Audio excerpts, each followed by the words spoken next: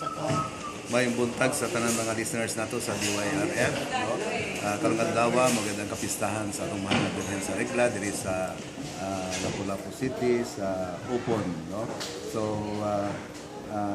kahibal man kita nga ang atong debosyon sa atong mahal nga Inhang Birhen Maria ato diri sa Gipanga gimahal mo na karon daghang kay mga tao, mga debotos nga diri sa atong simbahan. Ang atong inahan magud ang sumbanan sa atong pagto may atong tema karon.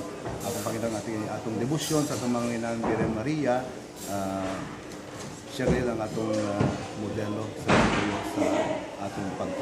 Otherwise kung dili kini ma-translate diha gayon sa atong kinabuhi kini nga atong debosyon murag kulang gayon, no? Kulang gayon. So ang final kita tanan nga nagdebosyon gayon sa atong mga ginahan kabilang sa mahal nga Inang Birhen sa Regla at makita siya na atong sumbanan sa atong pagtuyo sa mga pagto. So, happy fiesta kaninyong tanan o mamista kita diri sa Upon. Hindi, Father. Okay.